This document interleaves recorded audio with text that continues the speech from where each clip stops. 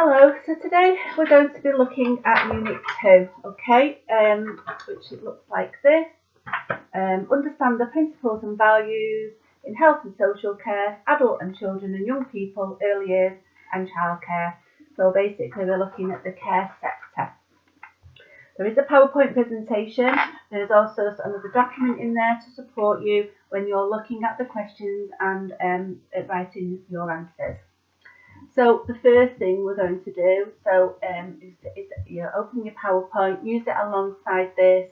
As I say, it's Unit 2, and by the end of Unit 2 you will know the principles and values that underpin work in the care sector, and you will also know ways to respect and value those who access the services in the care sector also. So the first question, which is question number 8, it's just like question 1, it's asking you to produce a poster. I told you there'd be lots of posters, and this poster that you're going to create is going to show the principles and values that underpin work in the care sector. So before you do the poster, look at the next couple of slides, which I'm going to talk you through now. So what are the principles and values that underpin work in care? And before we look at the principles and values, we need to be thinking about why they're there. So we need to be thinking about discrimination, what makes a caring person, what makes a person trustworthy to work in care, what the service users should be treated like, the rules that care workers should follow at work, and how to report concerns of welfare and well-being. So if we move to the next slide, you will see that there is a selection of principles and values that will underpin the things we've just talked about. So the first one is the right to life. So this is about the government making sure and taking appropriate measures to safeguard life by making laws to protect you. Social justice is about making society function better, providing the support and the tools to help turn lives around. Anti-discriminatory approach is about removing barriers that prevent people from accessing the services. Empathy is the ability to understand and share the feelings of others. Consideration of ethics is about honouring people's rights to make their own decisions and ensuring that they are treated equally, fairly, and impartially. Doing good and not harm. Honesty creates an atmosphere of trust and confidence. Codes of practice and legislation relevant to the role. Rights of the users of the service is about knowing the policies and procedures. Responsibilities of workers is about knowing the policies and the procedures. And the paramountcy of principle, and this applies to children and young people, and it's about the child's best interests and welfare being the first consideration. So what you need to do, you need to have another look, you need to look at those principles and values, and you're going to produce your poster. And I've got an example here, you can just see here, and it's about putting that information into that poster, doing a little bit more research and having an understanding of why. And like we said before, we talked on the first slide, I'll just flip back so that I can just have a quick check of what it says. It talks about discrimination, and then here it talks about anti-discriminatory approach and about removing barriers to prevent people from accessing the services. So we're not discriminating. And as we move through the unit, we do a whole unit on equality and inclusion and look at discrimination in a lot more detail when we get to that unit. So these are just the starting points, and we'll move along, and like I say, we'll cover it in a lot more detail. But for your poster, you need to use these slides to help you to design your poster. And as I said, there's an example there just to help you to see how it needs to look, and just do it on one A4 sheet of paper. If you've got paper to do it, that'd be really helpful to put it on there. So then that will answer the first question from Unit 2. We're going to look at question 9 now, and it's asking you to identify guidance and standards that underpin the principles and values. So for this question, you must show at least 4 items and also include a code of practice relevant to England. So for question A, you need to do the 4 guidance and standards, and for question B, you need to do a code of practice for England. And again, use the slides to help you. It's an identified question, so you need to, you can bullet point, but you need to just give a little explanation and a brief explanation of what each one actually is. And I'll talk you through the slides. So for the and on the slides here, the guidance and the standards, you have the Equality Act 2010.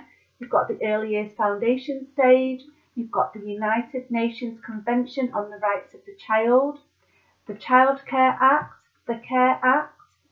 Then we've got some codes of practice, the General Social Care Council codes of practice, the Special Educational Needs codes of practice, and you've also got the NMC code of practice. So you need to do some research on those different guidance and standards, and you can use those within your answer. And you'll see on the slides also there is a little explanation that will support. So for example, the Equality Act makes everybody equal by giving them equal opportunities and being treated fairly. The Children Act is to improve support for looked after children and care leavers, promoting the welfare and safeguard of children. And the Care Act encourages caregivers to take a person-centred approach when safeguarding vulnerable adults. And there's some examples on the slides as well that will help support your answer within question number 9. Thank you. So we're now going to look at question number 10, and it's asking you to describe why professionals working in the sector should value the individuals who access the services. So again, look at the slides. Why should we value service users? Well, service users are important. We're the professional and we're giving a service to the service users. Okay, so it's actually the job. It's the job that they're being hired for and paid to do or volunteer to do. It's the right as a service user to be valued. They should be valued with respect. It's the law to value people, like I said, respect and treat them fairly. We talked before about discrimination. Everybody is entitled to that service, so we cannot not work with somebody just because of who they are. So we need to respect and value who they are, and make the service user feel independent by giving them choices.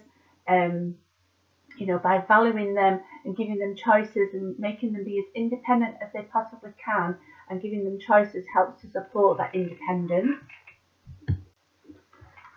Question number 11 is asking you to give 4 examples of ways to value adults who access the services, and question number 12 is asking you to give 4 examples of ways to value children and young people who access the services. And again, use this slide, how to value adults, so by giving personalised care, using their preferred name. So like my name's Jacqueline, but I prefer to be called Jackie. So actually, that would make me feel better if people call me by my preferred name. It will make me feel valued. Having empathy for the service user, listening to their individual needs, really, really important. Again, it's about respecting them. We're all individual. We all have individual needs, so it's important that we do respect that we value that.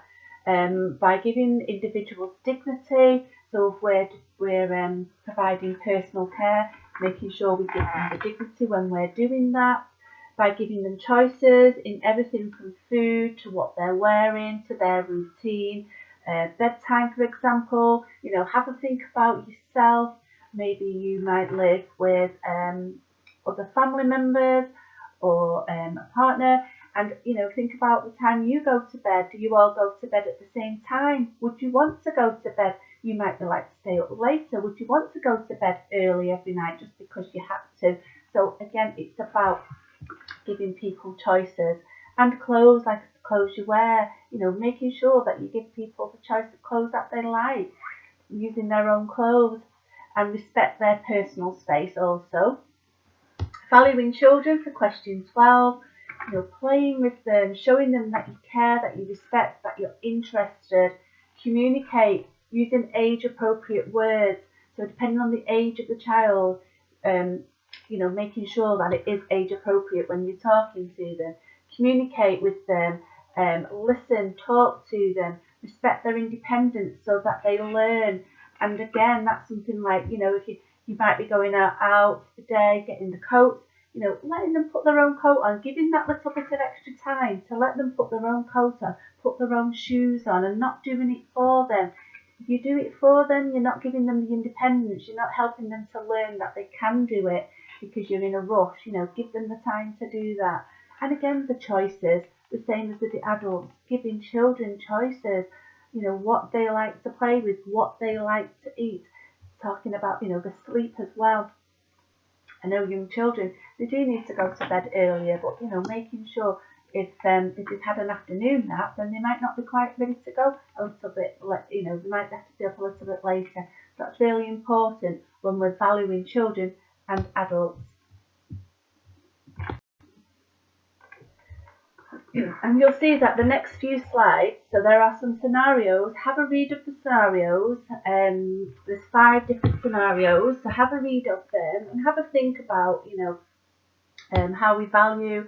And then you can see on the last slide there is some feedback there to help you to understand, like we've just talked about within those last few questions, about how you can value children and adults.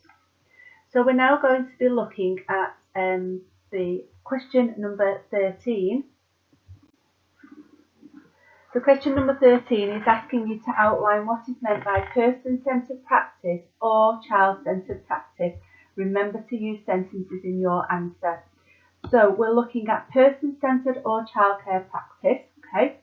And, first of all, use the slides, as I say, they're really important to use the PowerPoint. And we're talking again, we're looking very similar to some of the things, it all overlaps. So we're looking at equality, and it's important, like we said before, that we don't treat people differently just because of who they are. We have to respect individual needs. Everybody should have an equal chance and make the most of their lives and talents. It's important that we all promote equality and stand up for people that are being treated unfairly. And remember to be proud of who you are and respect that everyone is different. And you will see that people are different. We've got different needs, as I said before, and some people have additional needs that need extra support, and that is, you're looking at working in health and social care, and it's a role that you're going to be providing to individuals who have got totally different needs than each other. So it's really important that we don't treat them differently because of who they are. So the service uses,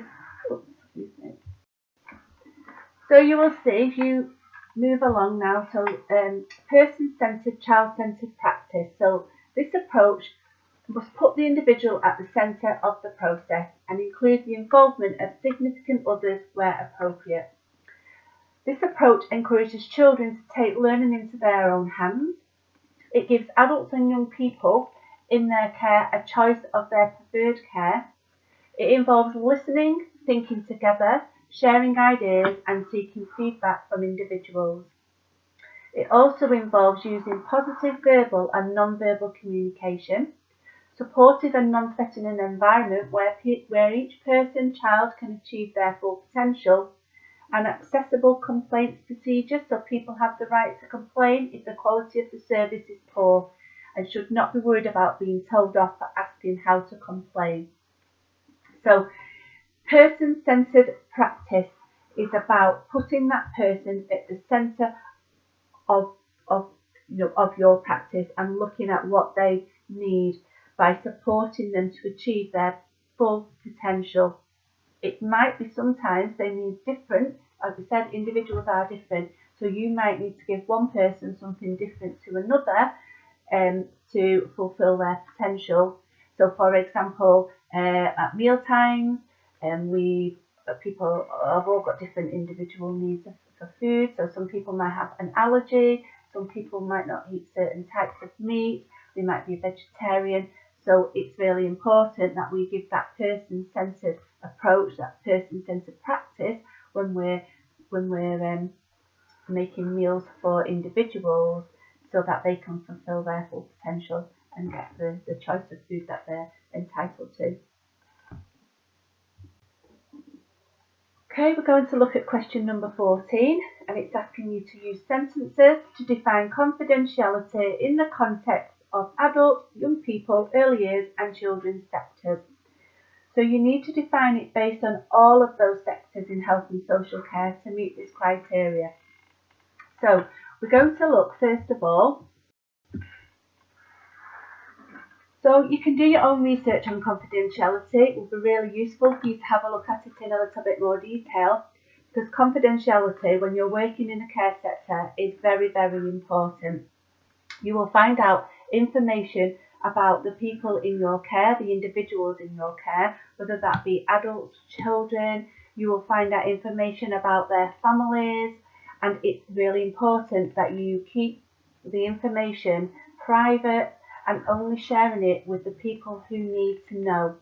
So it's important that you don't go home and talk to your friends, your neighbours. It's really important that you're professional and you keep that information as professional as you can in your setting where you're working, and don't discuss it with other people that don't need to know. In health and social care setting, it means that the carer should keep details secret between themselves and the service user. It means that the carer shouldn't tell anyone what a service user has said or their details other than those who need to know, unless someone is in danger.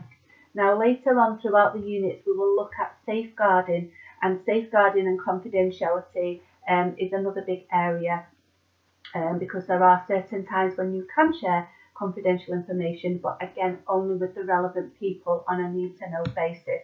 And again we'll look at that in a lot more detail when we look at the safeguarding unit. It's the same in children and young people settings as in adult settings, and confidentiality by keeping that confidentiality and somebody knowing that you're keeping that confidential information, it can build trust. People feel they can talk to you, so they'll trust you to know that it won't go any further. It makes people feel safe, so they know their details or their data, their thoughts, opinions are not going to be handed out or judged to other people. It gives people the confidence in the service, so it makes people feel confident in using that service if they know that you're professional and you're following guidelines by keeping confidential information.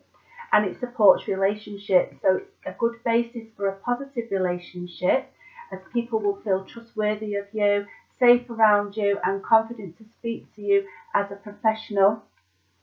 And there are laws that go with this, with the Data Protection Act and the GDPR, so that's something else that you will look at when we look at the safeguarding unit. But confidentiality is really, really important. And it's about, like I say, keeping everything that you know confidential with the people who need to know, and not gossiping outside of your workflow. Because again, you might work in your local school, your local care home, and again, you might find out information, and you may get asked information also when you're out and about. Your friends might ask you, oh, you work in such and such a body in school, I believe such things happened, can you tell me?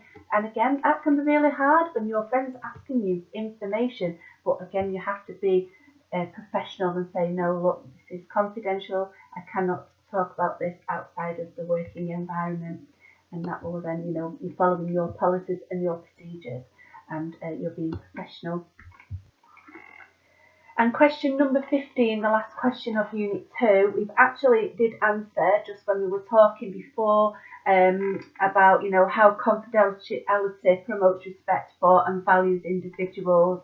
And again, use the information on the slide about building trust, making people feel safe, give people confidence and supporting relationships.